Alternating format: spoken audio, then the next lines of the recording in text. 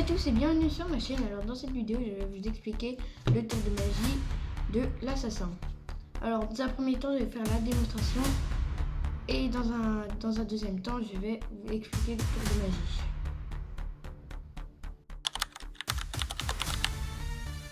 Alors pour la démonstration du tour de magie, j'ai besoin juste d'un paquet de cartes que je vais sortir tout de suite, qui est totalement normal, hein. Vous pouvez vérifier des dos ainsi que des faces, même les dos, hein. Il n'y a pas de trucage. Et même le mélanger, le faire mélanger à mon scruteur. Voilà. Donc là on est sûr qu'il est mélangé. Donc maintenant ce que je vais faire, c'est de faire piocher une carte. Donc vous choisissez, imaginons elle. Donc je me retourne et vous la regardez attentivement. Ok, je me remets. Ensuite, ce que je vais faire, c'est vous me dites stop. Stop. Imaginons là. Donc ce que je vais faire, c'est poser votre carte juste ici. Je vais poser l'autre moitié du paquet sur le dessus. Là, on est sûr que votre carte est perdue dans le vide. Du coup, pour trouver votre carte, eh ben, il va avoir besoin de détective. Donc ces détectives, je sais pas, je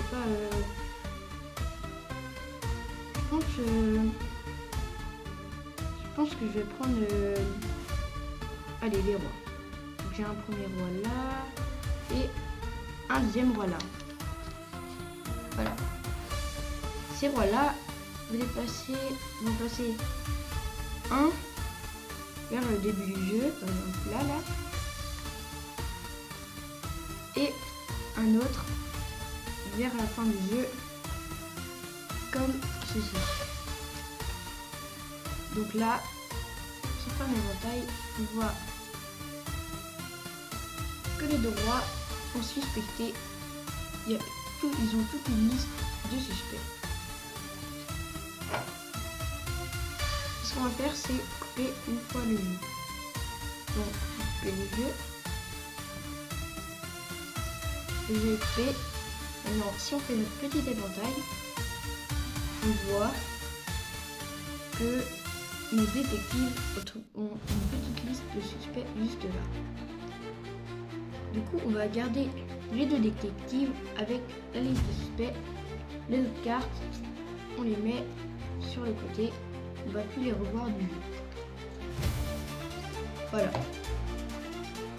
On garde le petit paquet de cartes.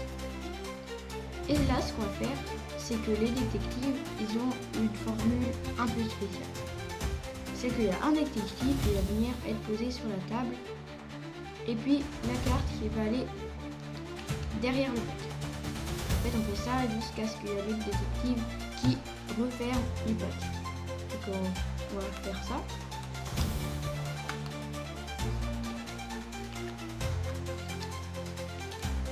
Donc là, ceux-là, on peut les mettre sur le côté. Et nos détectives ont trouvé 3 suspects. Ces suspects, dans ces 3 suspects, il y a votre carte, sans doute. Alors, maintenant, on va refaire la même formule. On met une carte sur la table, on met une carte derrière, une carte sur la table, une carte derrière et une carte sur la table. Et là, comme on peut le voir, les détectives ont trouvé une seule carte. Et cette carte, si vous voyez bien, cette carte est la dame de trèfle. Est-ce votre carte? Normalement, oui. Passons aux explications. Alors, pour les explications du tour de magie, on a besoin juste d'un paquet de cartes de 52 cartes. Voilà. Il n'y a pas vraiment de spécificité. Juste un paquet de cartes de 52 cartes. Donc, le tour est impromptu, c'est-à-dire qu'il n'y a pas de préparation. C'est ça qui rend le tour mieux. Voilà, donc on va passer aux explications. Les explications, c'est simple. Déjà, vous pouvez faire mélanger votre jeu de cartes par le spectateur. Tac, imaginons il fait un petit mélange comme ça. Comme ça, il est sûr de lui que le paquet de cartes n'est pas préparé. Maintenant, ce que vous allez faire, c'est lui faire choisir une carte. Donc, imaginons on prend elle. Pour les explications, on regarde la carte ensemble. Donc là, c'est Dame de trèfle. Voilà. Et pendant qu'il regarde la carte, comme ça, et on va faire un petit mouvement comme ça pour voir la carte qui est en dessous. Donc là, ce qu'on voit, c'est un 9 de carreau. Donc on fait le mouvement une fois comme ça. Faut s'entraîner un peu avant. Et du coup, 9 de carreau. Et ce qu'on va faire, c'est faire un mélange à la française. Si vous ne savez pas faire un mélange à la française, vous mettez la carte au-dessus et vous coupez le jeu comme ça. Mais si vous savez faire un mélange à la française, vous mettez la carte à droite, la carte du dessous à droite, et là vous faites un mélange à la française. Vous dites à votre spectateur de dire stop quand il le souhaite. Par exemple, stop là. Vous allez poser le paquet à côté et mettre la carte choisie par le spectateur sur le dessus du jeu. Et comme on peut le voir, on va poser aussi notre carte sur la carte choisie par le spectateur. Maintenant, vous dites à votre spectateur que vous avez perdu la carte, mais en réalité, non. Parce que vous savez où elle est. Parce que vous avez du coup votre carte repère qui est le 9 de carreau. Qui est juste ici, là.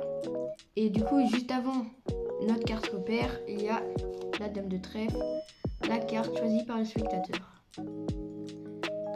Voilà. Donc maintenant, vous allez dire que vous allez chercher les détectives. Mais en réalité, vous allez aller voir votre carte repère pour ensuite faire un petit break comme ça là pour avoir la carte choisie première position, pour l'avoir après en première position. Donc vous allez faire un break entre la carte repère et la carte choisie par le spectateur. Et maintenant ce que vous allez faire, c'est maintenant que vous avez trouvé votre carte repère, maintenant ce que vous allez faire, c'est aller chercher vos détectives. Donc, imaginons, je vais dire par exemple les As. C'est bien. Donc là, on va dire, on va chercher des As. Donc là, il n'y en a pas. Et là, il y a un deuxième As. Et ce que vous allez faire maintenant, c'est aller là où vous avez fait votre break pour ensuite couper le paquet et que la carte du spectateur tombe au-dessus. Donc maintenant, vous allez prendre les deux cartes. Vous allez dire à votre spectateur que vous allez mettre un peu au pif dans le début du jeu et à la fin du jeu. Mais en réalité, il y a un ordre. Parce que en fait, la première carte au-dessus du paquet, faudrait la mettre en 5e position. Donc là, 1, 2, 3, 4, 5. Et en revanche, l'autre carte, on la pose en 4e position, à la fin du paquet. Peut-être au début, vous allez être par exemple 1, 2, 3, 4, 5. Vous allez prendre du temps à à placer la carte. Mais en revanche, si vous vous entraînez beaucoup, vous allez juste comme ça, là, tac, 1, 2, 3, 4, 5, vous posez directement, comme j'ai fait dans la démonstration, et puis c'est passé ni vu ni connu. Ensuite, ce que vous allez faire, c'est un ruban, et vous dites à votre spectateur que les détectives ont trouvé toute une liste de suspects.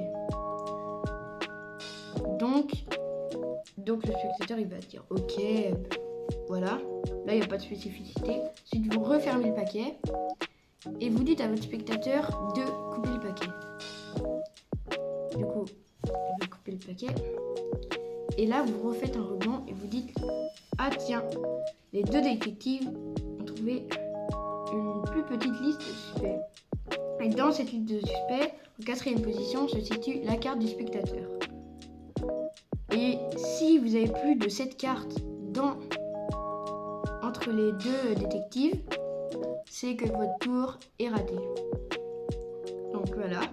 Et vous dites à votre spectateur qu'on va garder juste la petite partie comme ça. Juste la petite partie qu'il y a entre les 2 as, les 2 détectives. Et vous dites à votre spectateur que l'autre partie, on s'en fiche. Il n'y a plus besoin du tour. Donc voilà. Maintenant, c'est le tour, la fin, c'est totalement automatique. Vous dites à votre spectateur que les détectives ont une formule secrète pour trouver la carte choisie par le spectateur, donc l'assassin. Et ce que vous allez dire du coup, c'est qu'on pose une carte sur la table et une carte va derrière le paquet.